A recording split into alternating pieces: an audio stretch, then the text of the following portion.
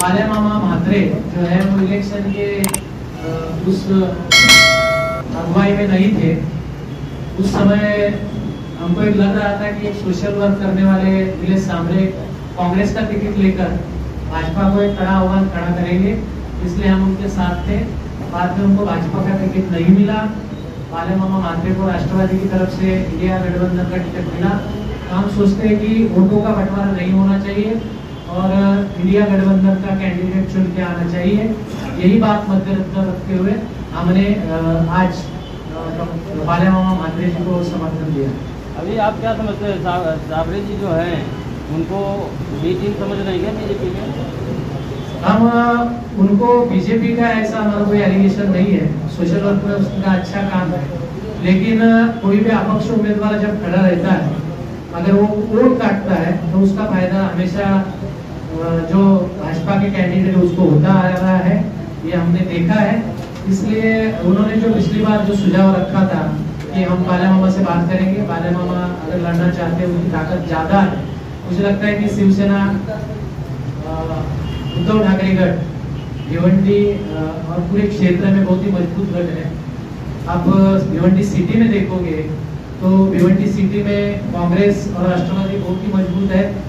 मुस्लिम vote जहाँ तक मेरा ख्याल है कि नहीं बटेंगे, 80-90% वोट इंडिया गठबंधन को ही जाएगा।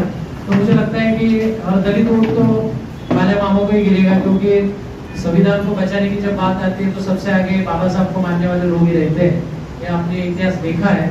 तो मुझे लगता है आज की तारीख में बाले मामा एक जीतने वाला कैंडिडेट दिखाई दे रहा है। तो ऐसे समय में संविधान को बचाने के लिए और देश हित में ये निर्णय लेना उचित रहेगा कि इंडिया गठबंधन को समर्थन दे, इसलिए हम इंडिया गठबंधन को समर्थन दे रहे हैं। इसलिए हम किसी भी तरह का एलिगेशन मेरे सांबरे जी के ऊपर नहीं कर रहे, लेकिन उनसे एक विनती पूर्वक आग्रह कर रहे हैं कि सोशल वर्क में आप आगे हो, लेकिन एक पॉलिटिकल स्टंट होना भी जरूरी होता है। उस बारे में लोगों में संभ्रमावस्था है कि आप भाजपा के साथ जाओगे या इंडिया गठबंधन के साथ जाओगे, तो ये अभी तक वो स्पष्ट नहीं कर पा रहे हैं। तो इसलिए हम जैसे अम्बेडकरवादी कार्यकर्ताओं के मन में, मुस्लिम कार्यकर्ताओं के मन में, आदिवासी कार्यकर्ताओं के मन में और जो संविधान को मानते, डेमोक्रेसी को मानते, उनके मन में सांशकता है कि आप इलेक्शन लड़ रहे हो तो किसके साथ जाने के लिए लड़ रहे हो और आपका टारगेट क्या है, तो वो स्पष्ट नहीं हो पा रहा है।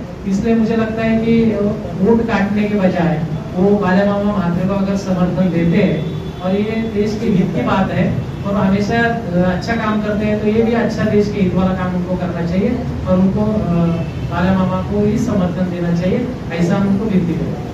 ज्या पद्धतीने आपण सांगता की बाळा मामाला आपण समर्थन दिलेलं आहे, परंतु तुतारी हा चिन्ह आपण कशा प्रकारे घरोघरी पोहोचणार? कारण ज्यावेळी घड्याळ होता तो सर्वांना माहीत होता, परंतु अद्याप आता तुतारी ते आपण समर्थन देता कशा प्रकारे घरोघरी पोहोचणार?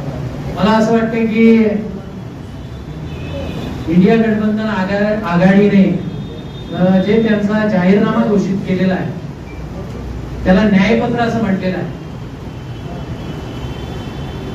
तो उन्होंने जो मैनिफेस्टो बनाया है उसको आप देखोगे तो मुझे लगता है मैनिफेस्टो पढ़ने के बाद, जाहिरनामा पढ़ने के बाद आप इस बात को सोचोगे कि भारत जोड़ो यात्रा के तहत राहुल गांधी जी ने पूरे देश का जो भारत जोड़ो यात्रा के तहत लोगों से संपर्क किया, तो उसकी उनकी जो लोगों से मिलने के बाद उनकी जो सोच, उनके ख्यालात जो बदले हैं वो हमको उस न्याय पत्र में दिखाई देते हैं। उन्होंने कहा कि गरीबों का सर्वेक्षण होगा, जाति न्याय सर्वेक्षण होगा। 2021 में भाजपा को जाति न्याय सर्वे करना था, लेकिन जानबूझकर उन्होंने जाति न्याय सर्वेक्षण इसलिए नहीं किया क्योंकि उनको आरक्षण हटाने का था और उसकी बहुत बड़ी साजिश चालू थी। अभी न्याय पत्र में राहुल गांधी जी ने एक बात कही है कि हम जाति न्याय जनगणना करेंगे ताकि हर जात में उनकी सामाजिक, आर्थिक, सांस्कृतिक उनकी क्या परिस्थिति है और उसके तहत योजनाएं बनाई जा सके। तो सबसे बड़ी बात उन्होंने कही कि सभी जाति धर्मों के, वर्गों के, गरीबों की भी सर्वेक्षण किया जाएगा और गरीबी हटाने के लिए जो जो योजनाएं बनानी है वो योजनाएं बनाएंगे। अकाउंट में कल आपने मेरे ख्याल से मैंने कल भाषण देखा कर्नाटक में, उन्होंने कहा कि हर एक गरीब जो जनगणना के बाद जो सबसे ज्यादा गरीब है उनके अकाउंट में 1 लाख रुपए हर साल आएगा। जो महिला के अकाउंट में 1 लाख रुपए आएगा। उन्होंने जो कर्नाटक में घोषणा की थी महिलाओं को हर साल वो 12,000 रुपए देंगे हर महीना, वो 12,000 उनके अकाउंट में जा रहा है। उन्होंने ग्रेजुएशन जो होंगे जिनको नौकरी नहीं है वो 1 साल तक सरकार से आग्रह कर सकते कि हमको नौकरी चाहिए, और उन लोगों के लिए भी उन्होंने 8,000 रुपया हर महीना देने का वादा किया। तो मुझे लगता है कि ये जो जाहिरनामा है ये सभी जाति धर्मों के वर्गों के तबकों को और यहाँ के युवाओं को रोजगार देने के लिए बहुत ही महत्वपूर्ण है।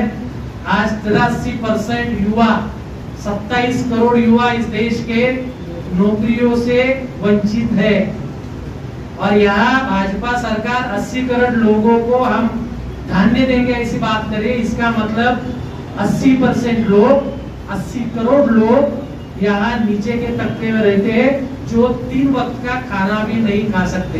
तो उनके उद्धार के लिए, उनके विकास के लिए 10 सालों में भाजपा ने ये क्या किया ये बताने के लिए उनके पास कोई उत्तर नहीं है, कोई योजना नहीं है। तो भाजपा सरकार खाली जुमलेबाज सरकार है और पूरी तरह से फ्लॉप सरकार है।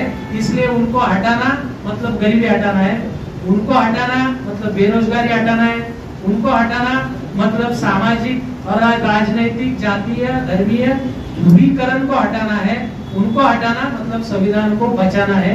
ये बात को सबको ध्यान में रखना पड़ेगा। सर, आपने इस पार्टी के द्वारा अदानी को कोई पत्र दिया है अभी तक समर्थन का? हमने प्रेस कॉन्फ्रेंस लिया, वही समर्थन है। मैं पार्टी का जनरल सेक्रेटरी हूँ और जिला के सभी पदाधिकारी बैठे हैं। हमारे जो राष्ट्रीय अध्यक्ष है श्यामदादा गायकवाड़ पूरे महाराष्ट्र में नहीं तो देश में अगुवाई करके सभी प्रागतिक विचार के, सभी सेकुलर विचार के, सभी अम्बेडकरवादी विचारों के नेताओं को, संगठनों को एक साथ करके पूरे महाराष्ट्र में दौरा कर रहे हैं और लोगों को साथ में लेकर ये बता रहे हैं कि अपक्ष उम्मीदवार को, वंचित के उम्मीदवार को या किसी भी अम्बेडकरवादी संगठन का नाम लेके जो उम्मीदवार खड़ा करता है अगर आप उसको वोट देते हो तो वो जीतेगा नहीं, बल्कि वोटों का विभाजन करेगा जिसका फायदा भाजपा को होगा, उसका वो प्रचार कर रहे हैं। तो हम पूरी तरह से यहाँ पदाधिकारी बैठे हैं। तो हमने आज पत्रकार परिषद इसलिए बुलाई कि हमको गठबंधन के जो इंडिया आघाड़ी के जो